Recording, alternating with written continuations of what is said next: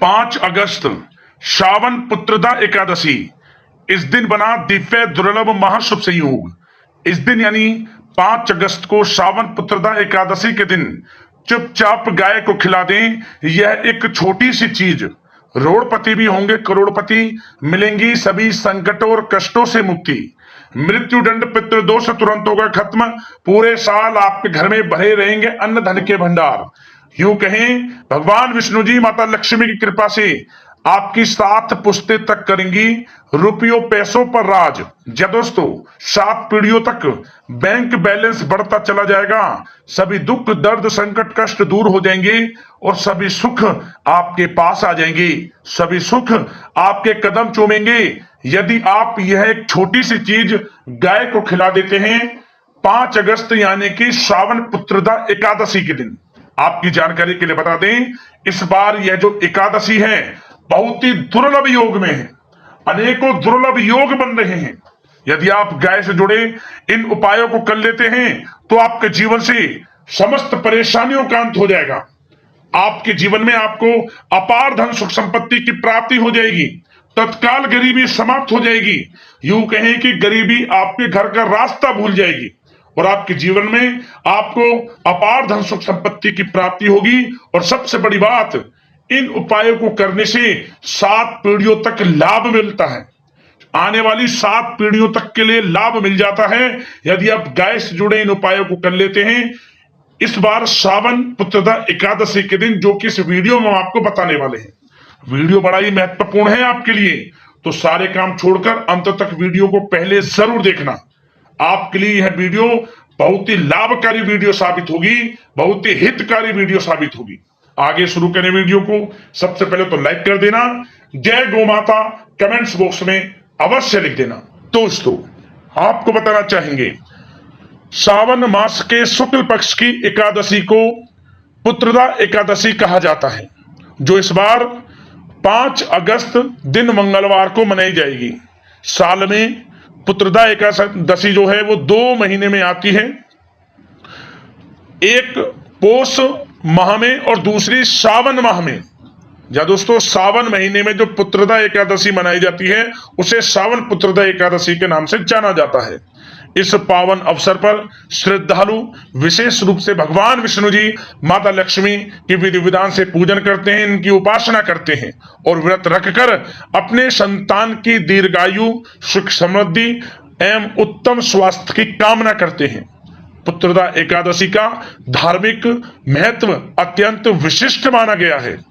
मान्यता है कि इस व्रत को विधि पूर्वक करने से संतान संबंधित सभी समस्याओं का समाधान होता है और संतान को सद्बुद्धि व उत्तम स्वास्थ्य की प्राप्ति होती है। विशेषकर जिन दाम्पत्यों को संतान प्राप्ति की इच्छा होती है वे श्रद्धा पूर्वक इस व्रत का पालन करते हैं और इस व्रत को पूरा करने के बाद उन्हें संतान प्राप्ति हो जाती है। या दोस्तों इस व्रत को करने से न केवल संतान सुख की प्राप्ति हो जाती है बल्कि समस्त पापों का भी क्षय हो जाता है। पुत्रदा एकादशी का व्रत एक सच्चे भाव और संयम के साथ किया जाता है तो भगवान विष्णु जी माता लक्ष्मी की कृपा से मनोकामना पूर्ण होती है। ऐसी मान्यता है कि पुत्रदा एकादशी व्रत रखने से न केवल वर्तमान में संतान की रक्षा होती है बल्कि आगत संतान को भी आयुष्य उम्र की प्राप्ति होती है। विशेषकर उन दाम्पत्यों को भी संतान सुख प्राप्त होता है जिनके संतान नहीं होती।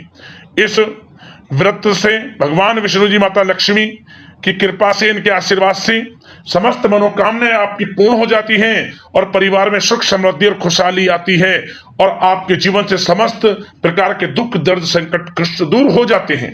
आपको बता दें, इस दिन यानी कि श्रावण पुत्रदा एकादशी के दिन आपको सुबह जल्दी उठना है। स्नान आदि करने के बाद संभव हो सके तो व्रत का संकल्प लेकर भगवान विष्णु जी माता लक्ष्मी का विधि विधान से पूजन करें। पीले पुष्प, तुलसी दल, पंचामृत और धूप दीप से श्री हरि का अभिषेक करें। भजन कीर्तन और विष्णु सशस्त्र नाम का पाठ करें। शाम को कथा श्रवण और आरती के बाद फलाहार करें और साथ ही साथ भगवान विष्णु जी का चित्र अथवा मूर्ति, पुष्प, नारियल, सुपारी, फल, लौंग, धूप, दीप, घी, पंचामृत, अक्षत, तुलसी दल, चंदन, मिष्ठान आदि शामिल करें। और दोस्तों, इस दिन आपको अपनी यथाशक्ति सामर्थ्य के अनुसार अन्न, धन, वस्त्र का भी दान जरूर करना चाहिए। इस दिन किया हुआ दान आपको कई करोड़ों लाखों गुना मिलता है, उसका फल आपको, क्योंकि यह सावन का भी महीना चल रहा है और सावन के माह में एकादशी का महत्व और अधिक बढ़ जाता है। तो इस दिन विधि विधान से भगवान विष्णु जी, माता लक्ष्मी का तो पूजन आपको करना ही करना है, भगवान भोलेनाथ, माता पार्वती का भी पूजन करें। और दोस्तों, इस दिन सावन पुत्रदा एकादशी के दिन शाम के समय आपको पीपल के पेड़ के नीचे आटे का चौमुखी दीपक बनाकर उसमें लाल वाली कलावे की बाती लगाकर और उसमें सरसों का तेल डालकर उसे जलाएं। आटे का चौमुखी दीपक बनाकर सरसों का तेल डालें, लाल वाली कलावे की बाती चारों उसके मुख में लगाएं। चौमुखी दीपक जो आटे का बनाएं। दीपक जलाने के बाद पीपल के पेड़ की परिक्रमा और उस दीपक की परिक्रमा कम से कम 11 बार करें। मंत्र बोलना है आपको, ओम नमो भगवते वासुदेवाय नमः। मंत्र का स्मरण करें 11 बार। 11 बार परिक्रमा करें पीपल के पेड़ की और इस दीपक की। क्या होगा? समस्त परेशानियां खत्म हो जाएंगी आपके जीवन से, क्योंकि पीपल के पेड़ में एकादशी पर, आपकी पूर्णिमा तिथि पर या अमावस्या तिथि पर समस्त देवी देवताओं का वास होता है। समस्त देवी देवताओं का वास इन तिथियों पर होता है। तो इस दिन आप पूजन जरूर करें पीपल के पेड़ का। और दोस्तों, एक उपाय और कर लेना, एकादशी के दिन आप चींटियों के लिए कुछ मीठा जरूर डाल देना। आटे में कुछ मीठा मिलाकर उन्हें डाल देना चींटियों को खाने के लिए। क्या होगा? धन से संबंधित परेशानियां खत्म होंगी और आर्थिक स्थिति में सुधार होगा। जीवन से जो भी आर्थिक संबंधित परेशानियां धन से संबंधित वह दूर होंगी और अपार धन सुख संपत्ति की आपको प्राप्ति हो जाएगी। ये उपाय कर लेना।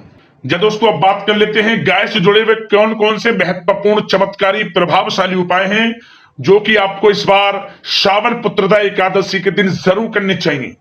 इन उपायों को करने से जीवन से समस्त परेशानियां दूर हो जाती हैं और व्यक्ति के जीवन में अपार धन सुख संपत्ति की प्राप्ति हो जाती है। सबसे बड़ी बात, 7 पीढ़ियों तक बैंक बैलेंस बढ़ता चला जाता है और जीवन के जो भी दुख, दर्द, संकट, कष्ट दूर हो जाते हैं और जीवन में अपार धन सुख संपत्ति की प्राप्ति हो जाती है। तो चलिए शुरू करते हैं। गाय से जुड़े हुए कौन कौन से महत्वपूर्ण चमत्कारिक उपाय हैं जो कि आपको इस बार श्रावण पुत्रदा एकादशी के दिन जरूर करने हैं। चलिए शुरू करते हैं। दोस्तों, सनातन परंपरा में गाय, गंगा और गायत्री का बहुत ज्यादा धार्मिक महत्व है। मान्यता है कि गौ माता के शरीर पर 33 कोटि देवी देवताओं का वास होता है। गौ माता की सेवा एवं पूजा करने वाले जातक पर इन सभी देवी देवताओं की कृपा बरसती है।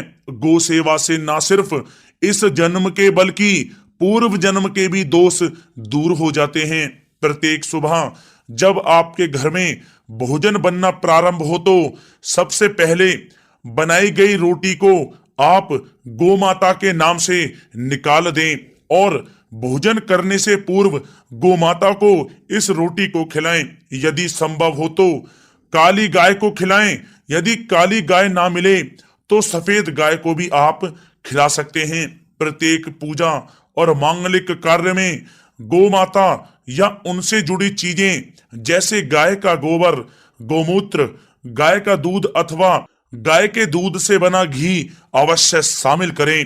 इससे आपको पुण्य फलों की प्राप्ति होगी। सनातन परंपरा के अनुसार जिस घर में गाय होती है उस घर से जुड़े सभी वास्तु दोष स्वतः ही समाप्त हो जाते हैं।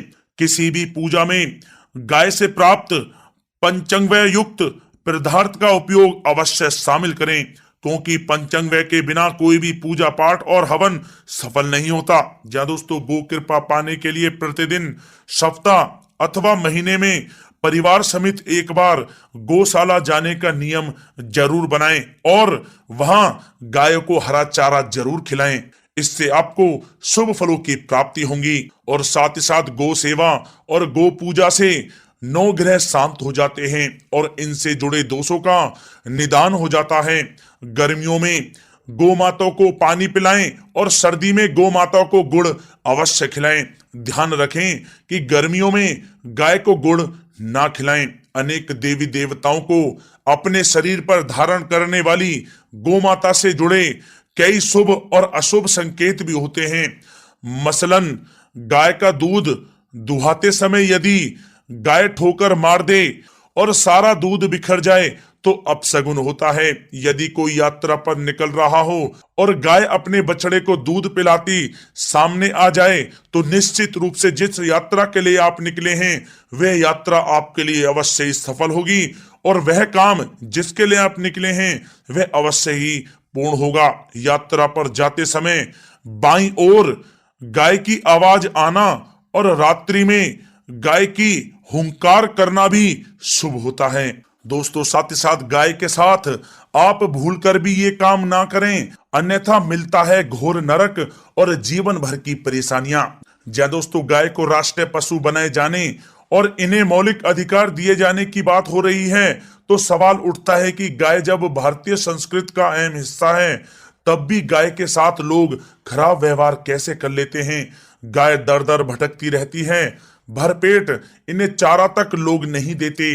गाय जब तक दूध देती रहती है तो उनकी सेवा होती है और जैसे ही दूध देना बंद कर देती है तो लोग इन्हें उनकी किस्मत पर छोड़ देते हैं, सड़कों पर और गलियों में भटकने के लिए। ऐसे में गोवंशी जीवों को कोई डंडे से मारता है तो कोई उन पर पानी डाल देता है, कभी वाहनों से इन्हें ठोकर लग जाती है तो कभी बीमार होकर बेचारी ये गाय दम तोड़ देती हैं। ऐसे में जरूरत है इन बातों को जानने की कि गाय को लेकर शास्त्रों में क्या कहा गया है, गाय के साथ आपको कैसा व्यवहार करना चाहिए।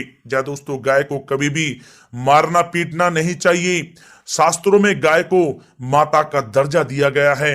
गाय को मारने पीटने वाला माता को मारने पीटने वाले के समान पाप का भागी माना जाता है।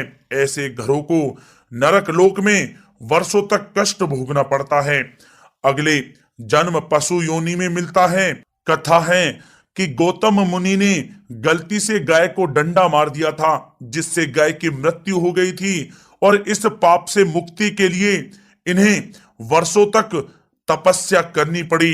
भगवान श्री कृष्ण जी ने बैल स्वरूप में आए वृत्तासुर का वध कर दिया था जिससे मुक्ति के लिए भगवान श्री कृष्ण को संपूर्ण तीर्थों को एक कुंड में बुलाना पड़ा और इस कुंड में स्नान से वह पाप मुक्त हो गए थे। या दोस्तों, साथ ही साथ जो लोग पानी पी रही गाय को भगाते हैं वे घोर पापी के भागी बनकर नरक भोगते हैं, ऐसा पुराणों में बताया गया है। जबकि जो लोग गाय के लिए प्याऊ और चारा घरा बनवाते हैं वह महाभाग्यवान होते हैं। ऐसे लोग घोर पाप से मुक्त होकर स्वर्ग पा जाते हैं और बड़े ही धनवान कुल में जन्म लेकर सुख भोगते हैं। और साथ ही साथ आराम कर रही गाय को कष्ट देकर कभी भी उठाना नहीं चाहिए। कहते हैं कि जिस स्थान पर गाय बैठी है वहां से नकारात्मक ऊर्जा समाप्त हो जाती है। गाय के बैठने की जगह को जो लोग नियमित साफ रखते हैं वे पूर्व जन्म में किए गए जाने अनजाने में पापों से मुक्ति हो जाते हैं और गोलोक में स्थान पाते हैं। गाय को डंडा मारकर उठाना, पानी डालकर उठाने से मनुष्य पाप का भागी बनता है और अगले जन्म में उसे दर दर भटकना पड़ता है। और साथ ही साथ शास्त्रों में बताया गया है कि गाय का दूध उसके बछड़े के लिए होता है। गाय के बछड़े से बचा हुआ दूध ही मनुष्य को लेना चाहिए, लेकिन कुछ लोग एक बार गाय को दूह लेने के बाद फिर से बछड़े के लिए बचा हुआ दूध भी दूह लेते हैं। ऐसा करना घोर पाप कहा जाता है। ऐसे दूध को दुहाने वाला और ग्रहण करने वाला दोनों ही पाप के भागी बन जाते हैं। दोस्तों, साथ ही साथ शास्त्रों में कहा गया है कि गोवंश यानी गाय और बैल के पीठ पर नहीं बैठना चाहिए। इनके पीठ पर बैठने से महापाप लगता है। ऐसे लोगों को नरक की यातना भोगनी पड़ती है। एकमात्र महादेव के अंश के उत्पन्न नंदी ही गोवंशी हैं। जिस पर स्वयं महादेव और महादेवी सवारी करती हैं, क्योंकि नंदी ने स्वयं अपनी इच्छा से महादेव की सवारी बनना स्वीकार किया था। और साथ ही साथ शास्त्रों में गाय के दान को बहुत ही महत्व दिया गया है, लेकिन ऐसी गाय का दान कभी नहीं करना चाहिए जो बूढ़ी और बीमार हो। कठोपनिषद में नचिकेता की कथा भी इस संदर्भ में है कि जिस नचिकेता ने पिता द्वारा बूढ़ी गाय को दान करने पर आपत्ति जताई थी, दूध देने वाली और बछड़े सहित जो लोग गाय का दान करते हैं वह महान पुण्य को प्राप्त करके स्वर्ग में स्थान पाते हैं। दोस्तों, साथ ही साथ सूर्य, चंद्र, मंगल या शुक्र की युति राहु से हो तो पितृ दोष होता है।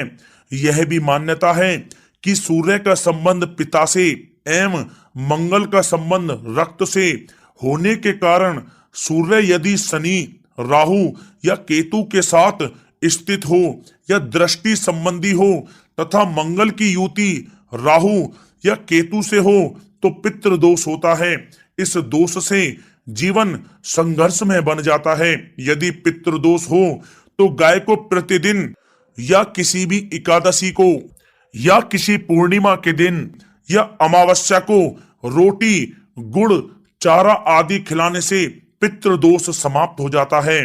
साथ ही साथ देसी गाय की पीठ पर जो ककुद कुबड़ होता है वह बृहस्पति गुरु हैं। अतः जन्म पत्री में यदि बृहस्पति अपनी नीच राशि मकर में हो या अशुभ स्थिति में हो तो देसी गाय के इस बृहस्पति भाग एवं शिवलिंग रूपी कुबड़ के दर्शन करने चाहिए।